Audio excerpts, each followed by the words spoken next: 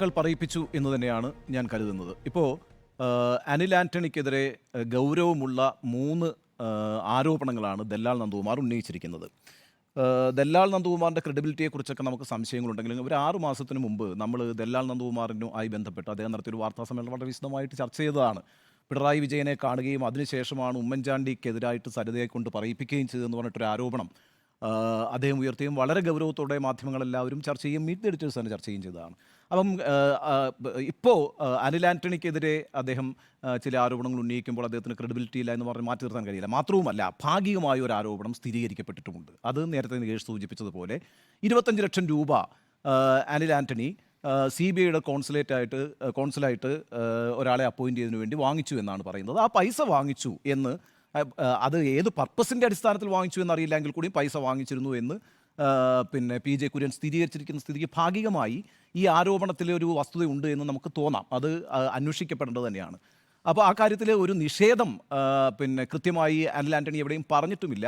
എനിക്ക് അദ്ദേഹത്തെ അറിയില്ല, അല്ലെങ്കിൽ അദ്ദേഹം ഒരു പിന്നെ ക്രിമിനലാണ്, അദ്ദേഹത്തിൻ്റെ ഒരു വിശ്വാസ്യതയുമില്ല എന്ന് ആവർത്തിച്ച് പറഞ്ഞുകൊണ്ടിരിക്കുന്നതല്ലാതെ ഇങ്ങനൊരു സംഭവമില്ല എന്ന് അദ്ദേഹം എവിടെയും പറഞ്ഞായിട്ട് എൻ്റെ ശ്രദ്ധയിൽപ്പെട്ടിട്ടില്ല. മാത്രവുമല്ല, 2012 അനിൽ ആന്റണി ഇദ്ദേഹത്തെ പരിചയപ്പെടുകയും ഒരു റെസ്റ്റോറൻറ്റിൽ വെച്ച് പരിചയപ്പെടുകയും അങ്ങനെ അതിനുശേഷം ചില ഫോൺ സംഭാഷണങ്ങൾ നടത്തുകയും ഒക്കെ ചെയ്തിട്ടുണ്ടെന്ന് പറയുകയും ചെയ്തിട്ടുണ്ട്. എന്തായാലും PJ കുര്യൻ ഇങ്ങനെ ഒരു കാര്യം സ്ഥിരീകരിച്ചിരിക്കുന്ന സ്ഥിതിക്ക് ഭാഗികമായി അതിലെന്തൊക്കെയോ കാര്യങ്ങൾ സംഭവിച്ചിട്ടുണ്ടെന്ന് മനസ്സിലാക്കാം. എന്ന് മാത്രവുമല്ല, നല്ല രസകരമായിട്ട് ദല്ലാൽ നന്ദകുമാർ ഒരു കാര്യം പറഞ്ഞത്, ഞാൻ ഈ ആർക്കും 25 ലക്ഷം വെറുതെ ഒന്നും കൊടുക്കത്തില്ല, ഞാൻ ഈ ആളുകളുടെയൊക്കെ മാറ്റുരച്ച് നോക്കിയിട്ടാണ് ഈ കച്ചവടത്തിന് ഇറങ്ങുന്നത് എന്നുകൂടി അദ്ദേഹം പറഞ്ഞിട്ട്. അപ്പോൾ അദ്ദേഹം അങ്ങനെയൊന്നും പെട്ടെന്ന് നിങ്ങൾക്ക് പറ്റിക്കാൻ കഴിയുന്ന ഒരാളുമല്ല. ഏതായാലും ആ പരിപാടി നടന്നില്ല. അതിൻ്റെ ഭാഗമായിട്ട് 5 തവണയായിട്ടാണ് ഈ പൈസ തിരിച്ചു കൊടുത്തിരിക്കുന്നതെന്നും പറയുന്നു. ഏതായാലും അതല്ല ഇതിനകത്ത് ഗൗരവപ്പെട്ട ആരോപണമായിട്ട് ഞാൻ കാണുന്നത്. ഞാൻ കാണുന്ന ഏറ്റവും ഗൗരവമുള്ള ആരോപണം എന്ന് പറയുന്നത്, ദല്ലാൽ നന്ദകുമാർ പറയുന്നു, ഈ ആന്റണി പ്രതിരോധ മന്ത്രിയായിരുന്ന സമയത്ത് അദ്ദേഹത്തിൻ്റെ വീട്ടിലേക്ക് പലരെയും കൊണ്ടുപോയിട്ട് പ്രധാനപ്പെട്ട ചില ഡിഫൻസ് നോട്ടുകൾ, ഡിഫൻസ് രേഖകൾ ഫോട്ടോസ്റ്റാറ്റ് എടുത്ത് കൊടുത്തു എന്നാണ് പറയുന്നത്. അത് വളരെ ഗുരുതരമായ ഒരു ആരോപണമാണ്. അവിടെ അദ്ദേഹം ഒരു ചാനലിൻ്റെ ചർച്ചയിൽ പറയുന്നത് ഞാൻ കേട്ടു. രാജൻ ശർമ്മ എന്ന് പറഞ്ഞിട്ട് ഡൽഹി കേന്ദ്രമാക്കി പ്രവർത്തിക്കുന്ന ഒരു ഇടനിലക്കാരനുണ്ടെന്നും അയാൾ ഈ ആന്റണിയുടെ വീട്ടിൽ വന്നിട്ടുണ്ട് എന്നും ആന്റണിയുടെ വീട്ടിൽ നിന്ന് ഇത്തരത്തിലുള്ള ഡിഫൻസ് നോട്ടുകളുടെ ഫോട്ടോസ്റ്റാറ്റ് കോപ്പി അനിൽ ആന്റണി കൊടുത്തിട്ടുണ്ട് എന്നുമാണ്. അങ്ങനെയാണെങ്കിൽ അത് വളരെ ഗൗരവമുള്ള ഒരു ആരോപണമാണ്. അതിൻ്റെ അടിസ്ഥാനത്തിൽ ചില കേസുകളും അന്വേഷണങ്ങളും ഒക്കെ ആയിട്ട് സർക്കാർ മുന്നോട്ട് പോകുന്ന ഒരു സാഹചര്യമുണ്ടായപ്പോഴാണ് അനിൽ ആന്റണി BJPയുടെ ഭാഗമായത് എന്നുകൂടി അദ്ദേഹം പറയുന്നുണ്ട്. അപ്പോൾ ഇത് വളരെ ഗൗരവമുള്ള ഒരു ആരോപണമല്ല. ഞാൻ ഈ ചരിത്രത്തിൽ ഒരു തമാശ പറയാം. ഇപ്പം നേരത്തെ K. മുരളി തന്നെ കിങ്ങുണിക്കുട്ടൻ എന്ന് വിളിച്ച, അല്ലെങ്കിൽ മാംസവെണ്ടെന്ന് വിളിച്ച കാര്യം നികേഷ് പറഞ്ഞു. 1994 തിരുവനന്തപുരത്തൊരു ഹോട്ടൽ റെയ്ഡ് നടക്കുമ്പം മാലി വനിതയായിട്ടുള്ള പിന്നെ മറിയം റഷീദയെ മ്യൂസിയം പോലീസ് അറസ്റ്റ് ചെയ്യുന്നു. അവിടെ നിന്നാണല്ലോ ISRO ചാരക്കേസ് ആരംഭിക്കുന്നത്. ISRO ചാരക്കേസ് എന്ന് പറയുന്നത് ഇന്ത്യയുടെ ബഹിരാകാശ ദൗത്യങ്ങളുമായി ബന്ധപ്പെട്ടുള്ള രേഖകൾ ചോർത്തി എന്നുള്ളതാണ്. അത് മറിയം റഷീദ എന്നുള്ള മാലി വനിതയാണ് ചോർത്തിയെന്നും മറിയം റഷീദയ്ക്ക് ISROയിലെ ചില ശാസ്ത്രജ്ഞന്മാരുമായി ബന്ധമുണ്ട് എന്നും കേരള പോലീസ് കണ്ടെത്തുന്നു. അങ്ങനെ കണ്ടെത്തുന്നത് വഴി അതൊരു വലിയ വാർത്തയാവുകയും ഒടുവിൽ നിക്കക്കല്ലിയില്ലാതെ K. കരുണാകരൻ രാജിവെക്കേണ്ടി വരികയും ചെയ്തു. യഥാർത്ഥത്തിൽ എന്താ സംഭവിച്ചത്? അന്ന് AK ആന്റണി നരസിംഹറാവു മന്ത്രിസഭയിൽ മന്ത്രിയായിരുന്നു, സിവിൽ സപ്ലൈസ് വകുപ്പ് മന്ത്രിയാണ്, അന്ന് രാജ്യസഭാ അംഗവുമാണ് ആന്റണി. അപ്പോൾ അന്ന് ആ മന്ത്രിസഭയുമായി ബന്ധപ്പെട്ടൊരു ചെറിയ ആക്ഷേപം ഉണ്ടായപ്പോഴത്തേക്കും അപ്പോൾ തന്നെ ആന്റണി രാജിവെക്കുമല്ലോ, അഴിമതി ആക്ഷേപം ഉണ്ടായാൽ ഉടനെ രാജിവെക്കുമല്ലോ. അങ്ങനെ രാജിവെച്ച് രാജ്യസഭാ അംഗമായിട്ടിരിക്കുന്ന സമയത്താണ് ഇത്രയും വലിയൊരു നീക്കം കേരളത്തിൽ കോൺഗ്രസിനകത്തുണ്ടായത്. കോൺഗ്രസ്സുകാരാണ് ആ വാർത്ത ഉണ്ടാക്കിയതും കോൺഗ്രസ്സുകാരാണ് കരുണാകരനെതിരായിട്ട് അങ്ങോട്ട് പ്ലോട്ട് ഉണ്ടാക്കിയതും. അതിനകത്ത് അന്നത്തെ പ്രതിപക്ഷത്തിന് യാതൊരു ബന്ധവുമില്ല. ചില മാധ്യമങ്ങളെ കൂട്ടുപിടിച്ചുകൊണ്ട് തിരുവനന്തപുരം കേന്ദ്രമാക്കി വലിയൊരു ഗൂഢാലോചന നടക്കുകയും ആ ഗൂഢാലോചനയ്ക്ക് നേതൃത്വം കൊടുത്തത് ആന്റണി പക്ഷക്കാരും ആന്റണി ഗ്രൂപ്പുമാണ്. അങ്ങനെയാണ് കരുണാകരൻ രാജിവെക്കുകയും പിന്നീട് AK ആന്റണി ഡൽഹിയിൽ നിന്നൊരു ഫ്ലൈറ്റിൽ വന്ന് കയറി 95 സംസ്ഥാനത്തിൻ്റെ മുഖ്യമന്ത്രിയായി ചുമതലയേൽക്കുകയും ചെയ്യുന്നത്. അന്ന് കരുണാകരൻ നേരിട്ട് ഏറ്റവും വലിയ ആരോപണം എന്ന് പറയുന്നത് രാജ്യരക്ഷയുമായി ബന്ധപ്പെട്ട കാര്യങ്ങൾ ചോർത്തപ്പെട്ടതിന് രമൺ ശ്രീവാസ്തവയ്ക്കെതിരെ നടപടിയെടുത്തില്ല എന്നുള്ളതാണ്. രമൺ ശ്രീവാസ്തവ അന്ന് IG ആണ്. അപ്പോൾ രമൺ ശ്രീവാസ്തവയെ സംരക്ഷിച്ചു. ഈ കരുണാകരൻ ആശ്രിത വത്സലനാണല്ലോ, അപ്പോൾ അതുകൊണ്ട് അദ്ദേഹത്തെ സംരക്ഷിച്ചു നിർത്തി.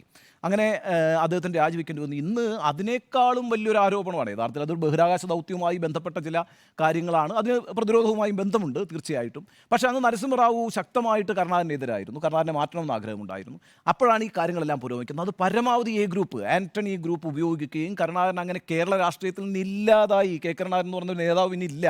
മാത്രമല്ല അതിനുശേഷം ഒന്ന് ആലോചിച്ച് നോക്കിയാൽ കേസ് വെറുതെ വിട്ടു, നമ്പിനാരായണന് പിന്നെ നഷ്ടപരിഹാരം കൊടുത്തു, IG ആയിരുന്ന രമൺ ശ്രീവാസ്തവ് പിന്നീട് കേരളത്തിൻ്റെ DGP ആയി, മുഖ്യമന്ത്രിയുടെ ഉപദേശകൻ വരെയായി, വിശിഷ്ട സേവാ മെഡലും ലഭിച്ചു. പക്ഷേ കെ കരുണാകരന് ഒരു നീതിയും കിട്ടിയില്ലെന്ന് മാത്രമല്ല അദ്ദേഹം കേരള രാഷ്ട്രീയത്തിൽ നിന്ന് അപ്രത്യക്ഷമാവുകയും ചെയ്തു. ഇപ്പോൾ സമാനമായൊരു ആരോപണമാണ് AK ആന്റണിക്ക് മുകളിലേക്ക് വരുന്നത്. AK ആന്റണിക്ക് നേരെയാണ് ഈ ആരോപണം എന്ന് പറയുന്നത്. കാരണം വെച്ചാൽ ഈ ഡിഫൻസ് നോട്ടുകൾ പോയി എന്ന് പറഞ്ഞാൽ അന്ന് ഇയാളുടെ മകൻ മാത്രമാണ്, എന്ത് പൊളിറ്റിക്സിൽ ഇല്ലല്ലോ ഈ പറയുന്ന അനിൽ ആന്റണി എന്ന് പറഞ്ഞാൽ. അനിൽ ആന്റണി മുഖ്യധാര രാഷ്ട്രീയത്തിലേക്ക് വരുന്നത് BJP ചേരുമ്പോഴാണ്. അതിനു മുമ്പ് അനിൽ ആന്റണി എന്ന് പറയുന്ന ആൾ KPCCയുടെ ഒരു IT സെല്ല് കൈകാര്യം ചെയ്യുന്ന ആൾ മാത്രമായിരുന്നു. അതൊക്കെ പിൽക്കാലത്താണ് ഈ പറയുന്ന UPA സർക്കാരിൻ്റെ കാലത്ത് ഒബ്രോയ് ഹോട്ടലിൽ വെച്ച് PJ തോമസ്, അനിൽ ആന്റണി എന്നീ 3 പേർ ചേർന്നിരുന്നിട്ട് വലിയ കച്ചവടം നടത്തിക്കൊണ്ടിരിക്കുകയായിരുന്നു എന്നുകൂടി ഈ പറയുന്ന ദല്ലാൽ നന്ദകുമാർ പറഞ്ഞിട്ടുണ്ട്. ദല്ലാൽ നന്ദകുമാറിൻ്റെ ക്രെഡിബിലിറ്റിയൊക്കെ അവിടെ നിൽക്കട്ടെ. ഏതായാലും അനിൽ ആന്റണി പറഞ്ഞൊരു കാര്യം വെച്ചാൽ അയാൾ ഒരു പ്രൂവൺ ആൻറ്റി സോഷ്യലാണെന്നാണ്. അങ്ങനെ പ്രൂവണായ ആൻറ്റി സോഷ്യലാണ് എങ്കിൽ അയാൾ എന്തിനാണ് 25 ലക്ഷം രൂപ വാങ്ങിച്ചത്, പിന്നെ 5 ഇൻസ്റ്റാൾമെൻ്റ് ആയിട്ട് അത് തിരിച്ചു കൊടുത്തത് എന്തിനാണ്?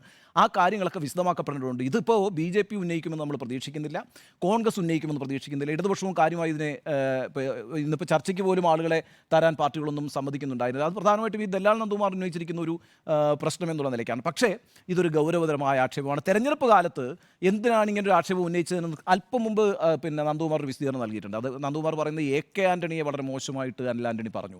ഈ AK ആന്റണിയുടെ തണലിൽ നിന്ന് ഇങ്ങനെയുള്ള പൈസയൊക്കെ ഉണ്ടാക്കി ഈ പരിപാടികളൊക്കെ നടത്തിയ ഒരാൾ പിന്നീട് മറുകണ്ഠം ചാടിയിട്ട് ഇങ്ങനെ പറയുമ്പോൾ അതൊരു ശരിയല്ലാത്ത കാര്യമായിട്ട് എനിക്ക് തോന്നിയതുകൊണ്ടാണ് ഞാനിപ്പോൾ ഇതൊക്കെ വിളിച്ച് പറയുന്നത് എന്നാണ്. എന്തായാലും ഈ തെരഞ്ഞെടുപ്പിന് ശേഷം ഈ വിവാദം ശക്തമാകുമോ അതോ ഇത് തെരഞ്ഞെടുപ്പോടെ അവസാനിക്കുമെന്ന് എനിക്കറിയില്ല. എന്നാൽ ചരിത്രത്തിലെ ഒരു രസകരമായ കാര്യം എന്ന് പറയുന്നത് ISRO പോലും ചാരക്കേസിലൂടെ കരുണാകരനെ പുറത്താക്കി കേരളത്തിൻ്റെ മുഖ്യമന്ത്രിയായി വരികയും പിന്നെ അതോടുകൂടി കർണാടക രാഷ്ട്രീയ ജീവിതം അവസാനിപ്പിക്കുകയും ചെയ്ത AK ആന്റണിക്ക് അവസാന ഘട്ടത്തിൽ തൻ്റെ സ്വന്തം മകനാൽ ഈ ചാരവൃത്തി പോലെ തന്നെ വളരെ ഗൗരവതരമായ ഒരു രാഷ്ട്രീയ വിരുദ്ധ പ്രവർത്തനത്തിൻ്റെ പേരിലുള്ള ആക്ഷേപം കൂടി അത് നേരെ AK ആന്റണിയിലേക്കാണ് ചെല്ലുക.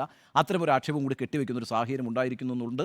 അത് നമ്മൾ അതിന് സാക്ഷിയായിരിക്കുന്നു എന്നുള്ളതാണ് ഒരു കൗതുകരമായ കാര്യം. ഇനിയിപ്പോൾ പത്മജ വേണുഗോപാലിൻ്റെ കാര്യത്തിനകത്താണെങ്കിൽ പത്മജ വേണുഗോപാൽ മനസ്സിലാക്കേണ്ട ഒരു കാര്യം എന്താണെന്ന് വെച്ചാൽ 1967 കേരളത്തിൽ 9 MLA-മാരാണ് കോൺഗ്രസിനുണ്ടായിരുന്നത്. 9 MLA-മാർ.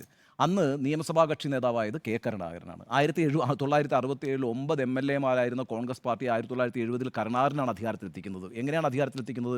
ഐക്യജനാധിപത്യ മുന്നണി എന്നൊരു മുന്നണി ഉണ്ടാക്കിക്കൊണ്ടാണ്. ആ മുന്നണിയുടെ ഒരു സവിശേഷത എന്താ? കേരളത്തിലെ ഏറ്റവും നല്ല സാമുദായിക സമവാക്യം സോഷ്യൽ എഞ്ചിനീയറിംഗ് ഏറ്റവും നന്നായി നടപ്പാക്കിയ ആളാണ് കെ കരുണാകരൻ. അതിനകത്ത് മുസ്ലിങ്ങളുണ്ട്, അതിനകത്ത് ക്രിസ്ത്യൻസ് ഉണ്ട്, അതിനകത്ത് ഹിന്ദുക്കളുമുണ്ട്. ഈ 3 സമുദായങ്ങൾക്കും വിശ്വാസമുള്ള ഒരു മുന്നണിയായിട്ടാണ് എക്കാലവും UDF നിലനിന്നിട്ടുള്ളത്. ആ മുന്നണിയുടെ ഒരു പ്രത്യേകത ഞാൻ നേരത്തെ സൂചിപ്പിച്ചതുപോലെ മുസ്ലിം ലീഗിനെ ഉൾപ്പെടുത്തി. അങ്ങനെ മുസ്ലിം സമുദായത്തിൻ്റെ വിശ്വാസം നേടിയെടുത്തു.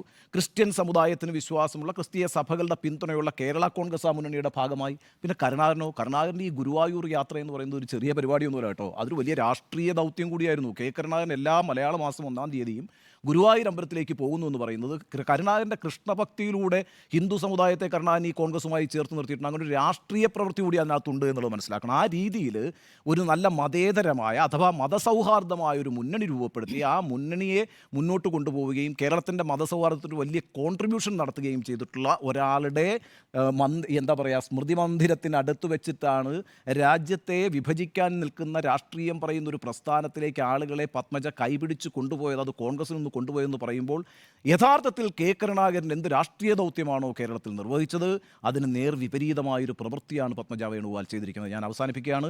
അനിൽ ആന്റണി AK ആന്റണിക്കും AK ആന്റണിയുടെ അവസാന കാലഘട്ടത്തിൽ അദ്ദേഹത്തിൻ്റെ രാഷ്ട്രീയ ജീവിതത്തിന് കളങ്കമേൽക്കുന്ന ഒരു കാര്യത്തിന് വഴിവെച്ചിരിക്കുന്നു.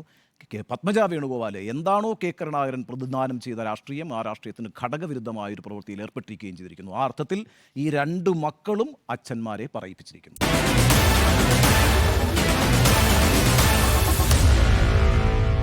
Meet the editors.